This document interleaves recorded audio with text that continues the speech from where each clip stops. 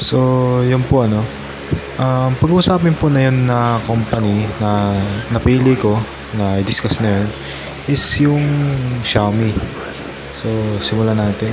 So, ang si Xiaomi ay isa sa pinakasikat na company na nagmamanufacture ng phone sa buong mundo. Binansagan silang bilang Apple of China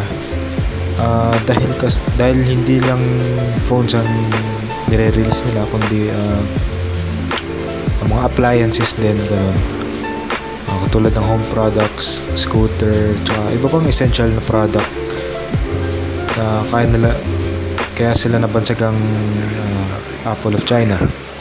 Sunod-sunod din yung nire-release nilang smartphone taon-taon, kaya sila nananatili sa top smartphones in the world. Kasama na dun si Apple, tsaka si Samsung and Xiaomi. And paano nga ba nagsimula ang Xiaomi? So, nagsimula ang Xiaomi, na-invento sila nila Lei Jun, Lin Bin, Dr. Zhu Guangping, Li Wangqiang, Wong Kongkat, at Hong Feng. Ang pangalan na Xiaomi ay maraming meaning. Ang isa na dyan ay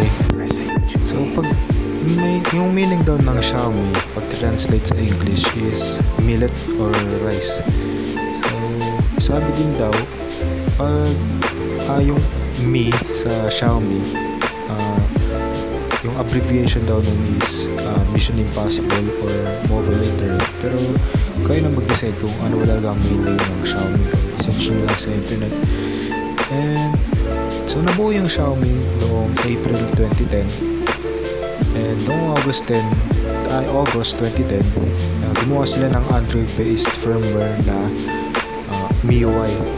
So ayun, naging sikat yung MIUI and naging kakompetensya nun yung firmware nila Samsung dati tsaka nila Apple.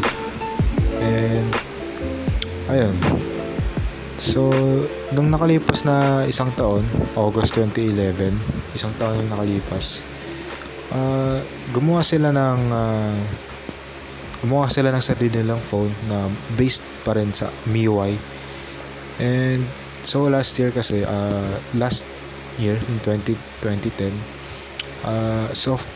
Android based OS pa lang yung Xiaomi noon, MIUI. So ngayong 2011, 1 year after, naglabas sila ng cellphone nila na based sa kanilang firmware which is MIUI. And dahil dun, naging successful yung launch nilang smartphone noong 2011, and naging patok to sa mga market, sa mga Asian markets, lalo na sa China. Syempre galing sa China yung Xiaomi. So bakit nga ba naging sikat yung naging benta nila, naging sikat yun? Dahil kasi sa OS nila and simplicity ng smartphone. Yung bilis dati ng smartphone, yung OS nila, and nung time na yun medyo mahal pa siya nun, mga nasa 15k, kasi medyo advanced na medyo nag-advance na yung technology nun. So hindi ko masabi kung affordable siya nun o hindi. So after 2 years na successful nila na pagbebenta ng kanilang smartphone, yung sarili ng smartphone na Mi Smartphones, gumawa sila ng isa pang variant which is Redmi. So Redmi yung sa na yun ay yung pinakasikat na yun sa Xiaomi, kasi mura siya, tapos maganda yung specs niya. And so ayun, nirelease yung Redmi 1, and ito talaga yun, naging sikat to sa iba't ibang parte ng mundo kasi dahil nga affordable siya, tsaka yung specs niya maganda rin naman, and based pa rin sa MIUI. And ayan, naging sikat pa rin sa ibang parts ng mundo. talagang budget friendly tsaka sa specs na binibigay nito. And nung kasunod na taon ay nag-set up na sila ng nasarili nilang headquarters dun sa Singapore para nga makapag-manufacture pa sila ng mga sarili nilang cellphones para makapag-produce pa sila ng mas maraming smartphone factory na paggawa ng smartphone, ganun. Tapos mga ilang months lang nang nakalipas ay nag-establish na din sila ng headquarters dito sa Philippines, Malaysia, India, and ayan, the rest is history. Sa mga taon na nakalipas ay nag-launch sila ng iba't iba pang Redmi phones, Mi phones, Mi appliances at flagships kung tawagin, pinaka high-end na specs talaga. So ayan, naging parte sila sa mga top smartphone brands in the world, kasama na dun si Apple, sila Samsung, sila Huawei, yan, ganun. And patuloy pa rin sila na nagdo-dominate sa smartphone market dahil nasa aggressive pricing nila, no. Ibig sabihin ko dun is yung price na binibigay nila sa'yo parang unfair kasi ang ganda ng specs, tapos yung price na binibigay nila sa'yo is hindi mo ini-expect kasi yung mga tipong specs nila is nag-exceed pa sa price na in-expect mo. So ganun talaga yung Xiaomi, no? Kaya sila nagdo-dominate na yun sa smartphone market, lalo na sa mga sa budget segment tsaka mid-range segment, and dun sila nagdo-dominate kasi nga natatalo nila yung ibang presyuhan ng smartphone katulad nila Realme, nila Oppo, ganun. So ito naman yung susunod na pag-uusapan natin. Ang susunod na pag-uusapan natin is customers' interest. Sa napansin ko sa Xiaomi kung bakit sila successful ay pinapakinggan nila ang mga request ng mga taga-suporta nila or customers nila. At yun yung positibong nakikita kong paraan para makuha nila interest ng customer. So isa pa doon ay ang pagiging innovative nila. Kumbaga marami silang naiimbento ng mga produkto na lahat ng sumasabaybay sa kanila ay nagiging interesado sila sa ganun. So ang negatibo naman na nakikita ko sa ganito ay sa totoo lang wala talaga akong nakikitang negatibo, pero isa lang yung nakikita ko dito medyo negatibo, which is nagbabase sila sa mga opinion ng ibang customers sa mga customers. So para sa akin dapat hindi sila nagdedepende sa iba-ibang opinion ng tao, kasi minsan pag may gagawin silang product hindi nila masyadong nagagawa kasi nga pag tinuloy nila yon tapos ay nag-launch sila ng product na hindi pasok sa nire-request ng tao, ay magagalit sila, no? Magagalit sa Xiaomi, madidisappoint sila na bakit ganito, hindi nila sinunod yung hiling nila sa Xiaomi, ganun. So pati rin sama na rin natin yung software, kasi minsan may mga software updates na yung iba parang feeling nila nahuhuli sila sa mga updates. So ayun, lang naman nakikita ko negatibo sa customers interest pagdating sa Xiaomi. And ang susunod na pag-uusapan is yung competition. So sa competition naman, yung positibong paraan para sa akin is na bakit dahil successful yung sales nila sa kanilang mga phone tulad ng Redmi ay marami silang customers na bumibili, kaya naman sumasabaybay sa kanila dahil sa umaapaw na support sa kanila. And And dahil nga umaapaw yung suporta ng mga customers sa kanila, ay mas nakakabenta sila lalo ng marami ng mga smartphone. And kasi nagbebenta sila ng mga smartphone na maganda yung price, yung specs. Eh, isa kasi dun sa mga factor nila bakit umaangat yung Xiaomi is yung tulad nga sinabi ko kanina is yung aggressive pricing nila, no?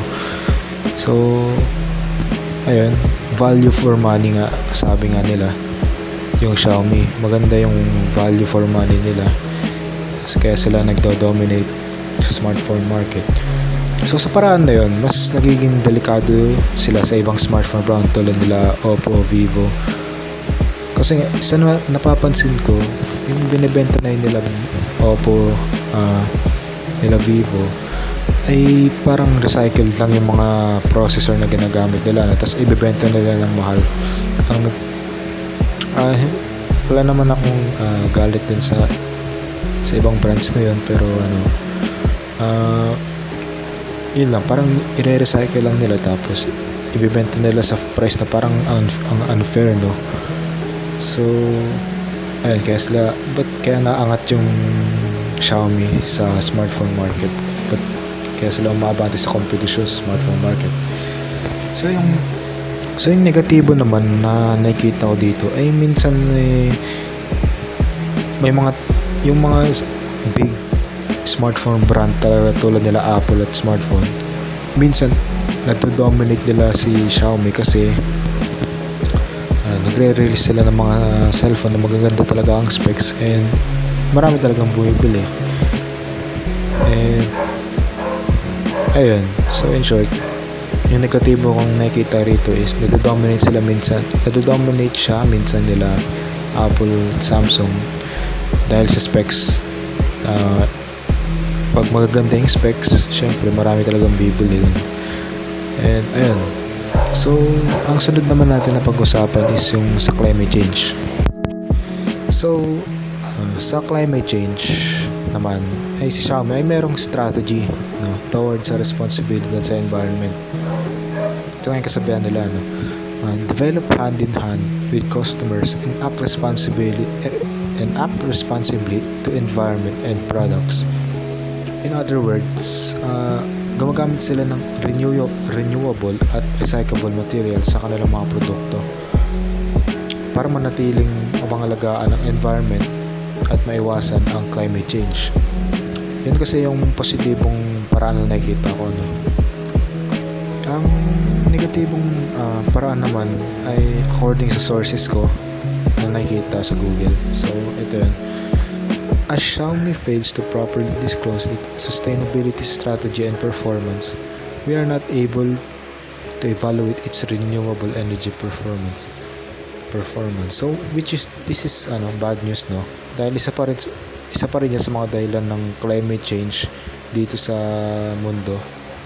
So ayun lamang yung nakikita kong negatibo, no? So ang susunod naman is suppliers and / business partner. So marami nang naging business partner at supplier si Xiaomi, no? Tulad ng ARM. Siya yung ARM kasi yung nagma-manufacture ng chipsets ng smartphones. So kung familiar kayo sa chipsets na ginagamit din sa mga smartphones, which is Qualcomm and MediaTek. So tsaka si Kirin, tsaka si Apple yata hindi siya based sa ARM, parang sarili nila yun, sariling chipset yun. Pero yung mga smartphone Android chipsets ay galing sa ARM. Supplier yung si ARM mismo nagma-manufacture ng sarili ng processor sa mga company tulad nila Xiaomi, no? So mga supplier naman ay galing sa India at iba pang countries. So positibo ito dahil sa ganung paraan marami pang mga manufacturer na smartphone si Xiaomi na at saka iba't ibang parts ng phone nila. Bale yung supply yung ibang country nagsusupply para sa Xiaomi. And positibo yung kasi makakapagpa-deliver pa sila ng smartphones sa iba't ibang parts ng mundo. So ayun, sa negatibong paraan wala naman ako nakikitang negatibo rito. So ayun lamang dun sa suppliers business partner. So ang susunod naman is government laws in the country. So yung Xiaomi may magandang relasyon sila sa government, sa mga lalo na sa Asia, sa Asian countries. May positibo silang relationship sa iba't ibang Asian countries. So positibo 'yan kasi makapag-manufacture ng mga smartphones sa iba't ibang Asian countries. Ayun. Maliban na lang to sa sa Amerika. So bakit sa Amerika? So kung narinig nyo na yung news about sa Huawei, and naban si Huawei, ban si Huawei sa USA, Amerika, kasi nga may issue pa rin yung mga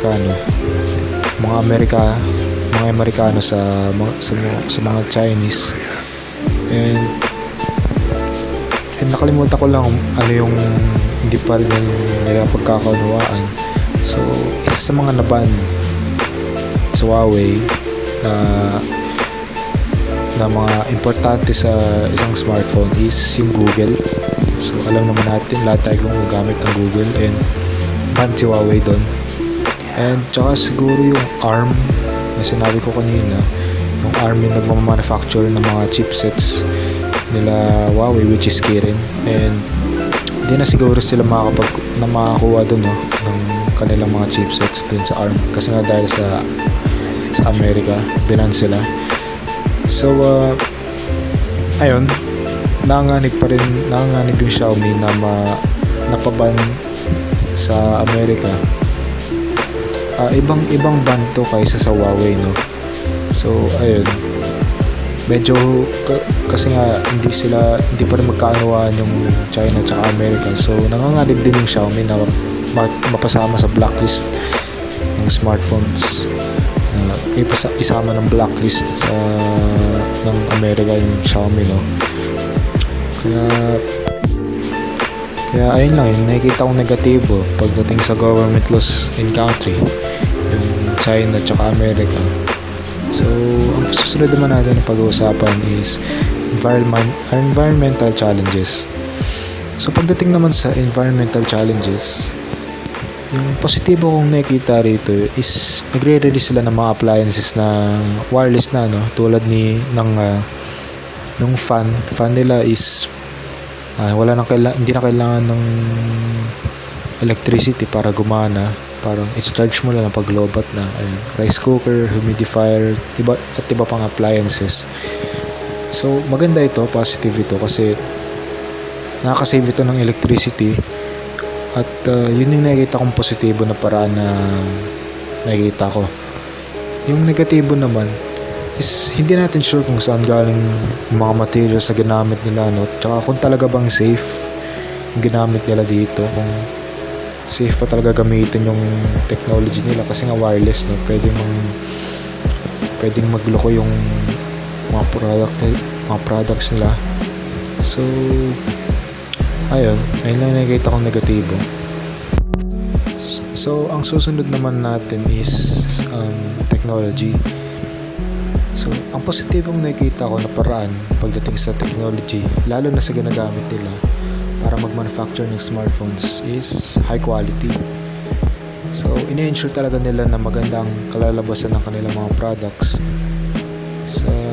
Sa bawat technology na ginagamit nga nila is high quality, tulad ng sinabi ko. So para ma-ensure na maganda talaga ang quality ng produkto na ipoproduce nila.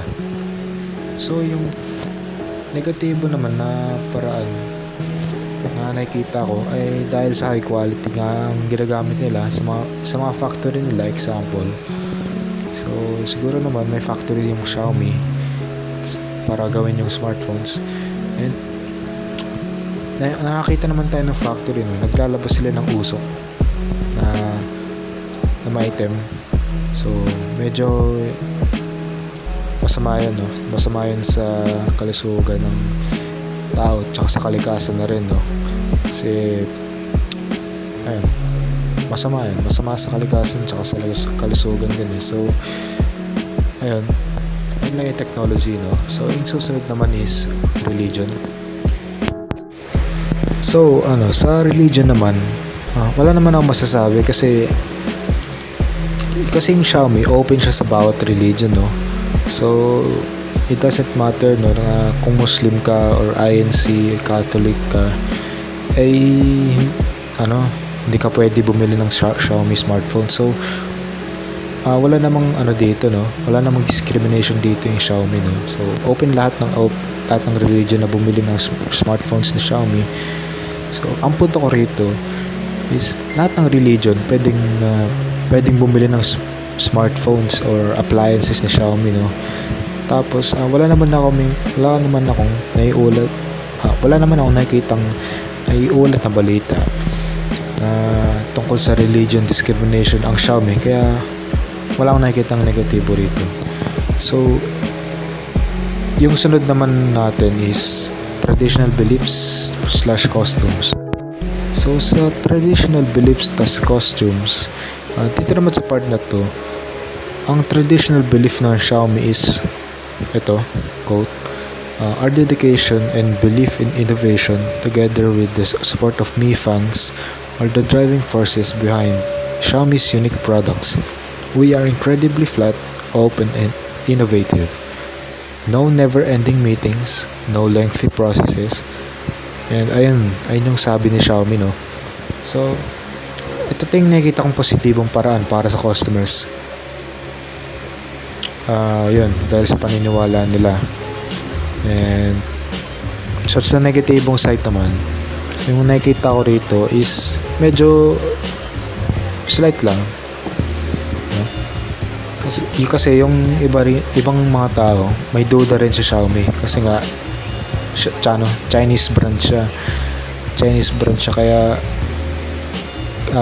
nagdududa pa rin yung mga tao.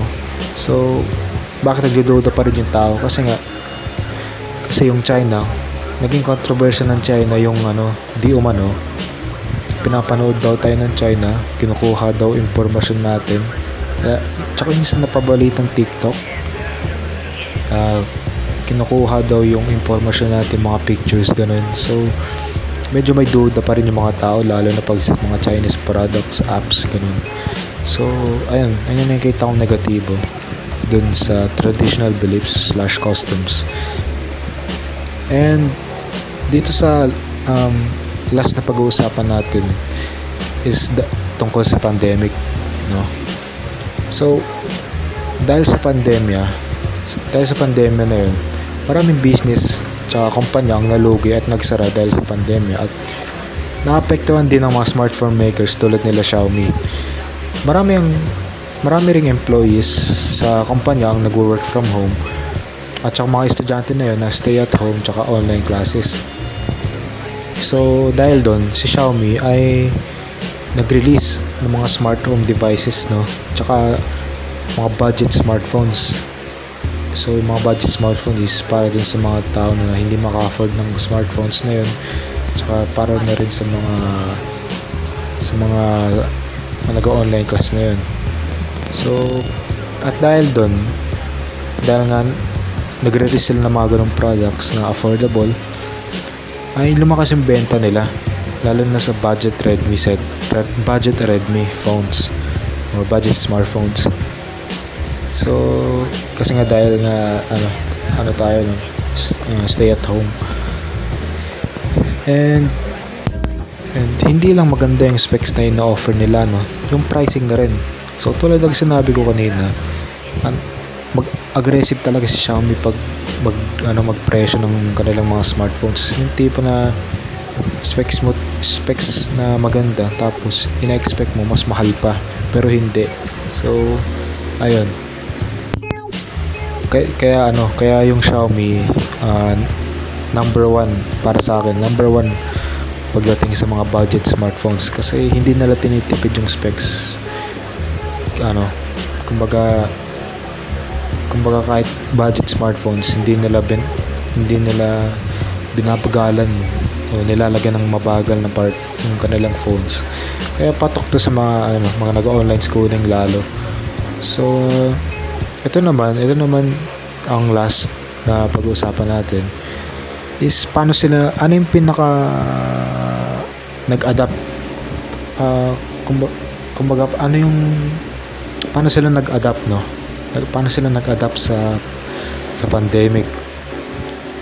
So yung naging adjustments nila is, yung physical store na Xiaomi ay kaunti lang yung pwede pumasok sa kanilang store, kasi nga para hindi mahawaan din yung mga ibang tao dun sa loob ng store. And ayun, kakaunti lang din yung mga nabili dun sa store. So buti na lang meron silang online store para pwede bumili yung mga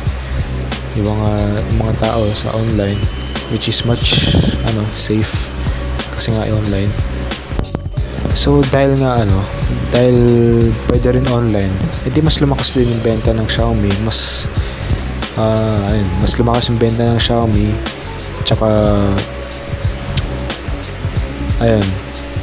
naisip din nila mag-release pa lalo ng mga budget smartphones para mas marami silang maibenta, lalo na yung pandemic. Tsaka appliances na rin, para makatulong din sa mga tao na gusto mapagaan yung buhay nila, lalo na yung pandemic. So ayun, dahil doon napanatili pa rin nila yung sales nila. Hindi pa rin sila nalulugi kahit may pandemic. Yan. Kumbaga in short explanation, so yung pinakamalaking adjustments nila is, una, sa store, limitado lang yung mga pwedeng pumunta. Dapat nakamask, para makabili ka din dun sa store nila. Tapos yung second, online store, kailangan nila magbenta sa online, Tsaka dagdag ko na rin kung bakit yung nag-adapt sa kanila, lalo na yung pandemic, is sunod-sunod yung release nila ng smartphones. Release ng mga bagong smartphones para maraming choices din, diba, yung mga tao. Tsaka para na rin hindi sila malugi, para marami silang maibenta. So dahil dun sa mga factors na yun, nananatili pa rin silang hindi pa rin sila nalulugi. In short word, hindi pa rin sila nalulugi kasi nga marami pa silang paraan para mapagbenta ng kanilang mga smartphones. So ayun lamang yung pinag-usapan natin na yun. And I hope na na-enjoy nyo tong video na to. So ayun lamang, salamat.